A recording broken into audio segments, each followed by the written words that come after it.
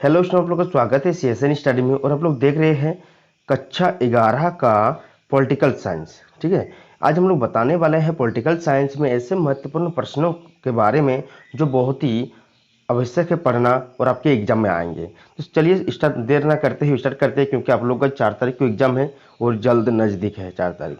तो सबसे पहले हमारे पास क्वेश्चन है, किस देश के संविधान का क्या महत्व है। ठीक है, किसी देश के संविधान का क्या महत्व है। देखिए, संविधान में ही बताया जाता है कि सरकार के विभिन्न अंगों की क्या क्या शक्तियां और उनके क्या क्या दायित्व होते हैं।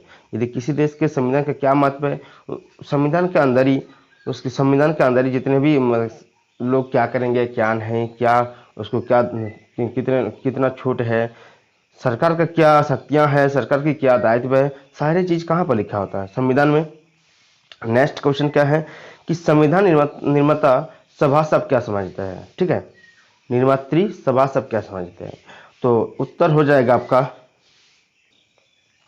देखिए, तो संविधान सभा उसे कहते हैं जो किसी देश के संविधान का निर्माण करती है। ठीक है, जो किसी देश की क्या करती है, संविधान का निर्माण करती है। ठीक है, नेक्स्ट क्वेश्चन हमारे पास है क्या, भारत के राष्ट्रपति का निर्वाचन कैसे होता है। यदि यहाँ पर जो भारत के राष्ट्रपति हैं उनका चुनाव कैसे होता है, तो अप्रत्यक्ष चुनाव होता है। देखिए, सब कोई लोग नहीं वोट देते, लेकिन जो वहाँ पर जो हमारे विधानसभा से और संसद के निर्वाचित जो सदस्य थे वही उनको वोट देते हैं। ठीक है, अप्रत्यक्ष चुनाव होते हैं। भारत के राष्ट्रपति के चुनाव की मुख्य विशेषता यह है कि ये चुनाव जनता के द्वारा सीधे ना होकर अप्रत्यक्ष रूप से राज्यों की विधानसभाओं तथा संसद के निर्वाचित सदस्यों द्वारा होता है। ठीक है, नेक्स्ट क्वेश्चन हमारे पास क्या है, प्रतिनिधित्व के समानुपातिक पद्धति का वर्णन कीजिए। प्रतिनिधि के समानुपातिक वर्णन, तो समानुपातिक प्रतिनिधि पद्धति, इस पद्धति को हेयर पद्धति भी कहा जाता है। इस पद्धति के अंतर्गत सामान्य पद्धति की तरह उम्मीदवारों का चुनाव नहीं होता है। ठीक है, इसमें जो होता है, जिसे सामान्य पद्धति के उम्मीदवार का चुनाव होता है, उस तरह से नहीं होता है। इस पद्धति के अंतर्गत एक कोटा निश्चित किया जाता है। इसमें निश्चित मत संख्या या उससे अधिक मत प्राप्त करने वाला व्यक्ति ही निर्वाचित होता है। इसमें जो एक कोटा संख्या मतलब मत संख्या जो होगा, एक इसके अंतर्गत एक कोटा निश्चित किया जाता है कि इसमें कितने लोग रहेंगे, कितना लोग नहीं। मत संख्या या उससे अधिक मत प्राप्त करने वाले व्यक्ति, जो इसमें जो जो खड़े होते हैं उम्मीदवार, वो मत संख्या से उससे अधिक मत प्राप्त करने वाले व्यक्ति ही निर्वाचित करते हैं। ठीक है, जो ज़्यादा मत, इसे जानते हैं जो ज़्यादा मत। तो देखिए, यहाँ पर है हमारे पास कि क्वेश्चन है कि नेक्स्ट क्वेश्चन हमारे पास है कि राजनीति की परिभाषा दीजिए। देखिए, राजनीति की परिभाषा सामान्य शब्दों में राजनीति से आशय निर्णय लेने की प्रक्रिया है। ठीक है, यानी कि निर्णय लेने की प्रक्रिया को क्या कहते हैं, राजनीति कहते हैं। यह प्रक्रिया सार्वभौमिक है। देखिए, ये प्रक्रिया क्या है, एक सार्वभौमिक है। ठीक है, यहाँ तक भी लिख सकते हैं आप लोग, और इसके बाद यदि लिखना चाहते हैं ज़्यादा, जिन ब्लांडल के अनुसार राजनीति एक सार्वभौमिक क्रिया है। ठीक है, क्या बोल रहा है, जिन ब्लांड के अनुसार राजनीति क्या है, सार्वभौमिक। उसी तरह हार्वर्ड जे स्पेंसर के अनुसार राजनीति वो प्रक्रिया है जिसके माध्यम से मानव समाज अपनी समस्या का समाधान करता है। ठीक है, ये भी है हार्वर्ड जे स्पेंसर के अनुसार। ठीक है, आप तीनों में से एक इसको भी लिख सकते हैं, जिन ब्लाडल का अनुसार और हार्वर्ड जे अनुसार। ठीक है, किसी एक को लिखने से आपको नंबर मिल जाएगा। राजनीति क्या है, होता है राजनीति की परिभाषा। राजनीति क्या है, राजनीति शब्द यूनानी शब्द के शब्द पोलिस से बना है, जिसका अर्थ है नगर राज्य है। जिसका अर्थ क्या होता है, नगर राज्य। ठीक है, प्राचीन काल में नगर राज्य हुआ करते थे। प्राचीन काल में कैसा राज्य हुआ करता था, नगर राज्य हुआ करता था। देखिए, नेक्स्ट क्या है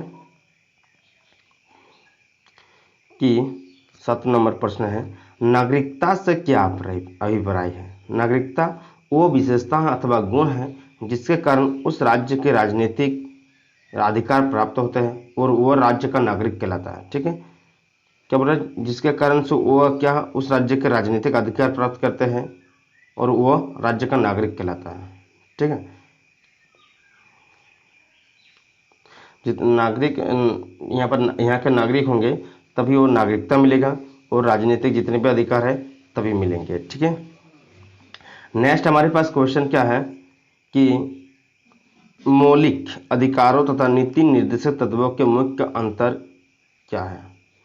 ठीक है, मौलिक अधिकार न्याय योग्य है, जबकि निर्देशक सिद्धांत न्याय योग्य नहीं है। ठीक है, मौलिक अधिकार जो है वो न्याय योग्य है, लेकिन जो निर्देशक सिद्धांत है हमारे देश में निर्देशक जो सिद्धांत है वह न्याय योग्य नहीं है।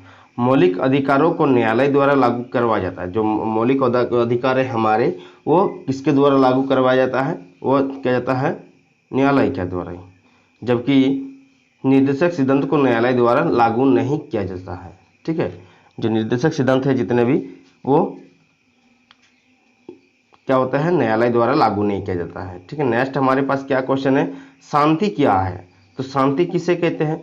साधारण शब्दों में शांति का अर्थ है युद्ध रहित अवस्था, मतलब जहाँ पर युद्ध ना रहा वहाँ पर उस देश का शांति कहेंगे। युद्ध या किसी अप्रिय स्थिति की आशंका को शांति नहीं कहा जा सकता है। या देखिएगा, अप्रिय स्थिति, जैसे देश में शांति, एक युद्ध हो रहा है, युद्ध या अप्रिय स्थिति, जैसे बाढ़ आ गया, उसके बाद बहुत सारे का घटना हो गया, तो ये देश शांति है नहीं है। लेकिन ऐसे साधारण शब्दों में कहेंगे तो युद्ध रहित अवस्था को क्या कहते हैं, शांति कहते हैं। ठीक है, नेक्स्ट क्वेश्चन क्या है हमारे पास, शांति का आतंकवाद ने किस प्रकार अव्यवस्थित किया। देखिए, हमारे देश में जो इधर से कभी हमला कर रहा है, कश्मीर से, कभी चीन से, लेकिन आतंकवादी कहाँ से घुसते हैं, चीन से घुसते हैं। तो क्या कर रहा है, हमारे देश के जो शांति को भंग कर रहा है ना। आतंकवादी वो बाधा है जो बड़े पैमाने पर मानव मनोविज्ञान को अव्यवस्थित करता रहा है। आतंकवादी की भावना व्यक्ति के व्यवहार और राज्यों के व्यवहार में पनप रही है। आतंकवाद का उदय आक्रामक राज्यों के सोच से, देखिए हमारे देश में भी ऐसा नहीं बोल, यहाँ पर लिखा है कि राज्यों के हमारे देश के अंदर ही पनप रहा है, बोल रहा है ना। आतंकवादी की भावना जो है, जैसे बाहर से लोग आते हैं, जैसे कश्मीर में घुस जाते हैं पाकिस्तानी आतंकवादी सब, तो ये क्या कर रहे हैं, पाकिस्तान के राज्यों को नुकसान पहुंचा रहे हैं। लेकिन हमारे देश में कुछ ऐसे व्यक्ति हैं जो आतंकवादी की भावना को प्रकट करते हैं। सही बोल रहे हैं, आतंकवादी का उदय राज्यों के सोच, सेवा, आचरण के असंत प्रक्रिया के फलस्वरूप हुआ है। आज के विश्व में शांति को महान खतरा उत्पन्न हो रहा है। सही में बोल रहे हैं कि आज हमारे देश में रहते कुछ हमारे देश के जो लोग हैं जो आतंकवादी की तरह व्यवहार कर रहे हैं, और हमारे विश्व को क्या कर रहा है, हमारे देश को और हमारे विश्व के क्या कर रहा है, शांति का महान खतरा उत्पन्न हो रहा है, मतलब शांति को भंग कर रहा है।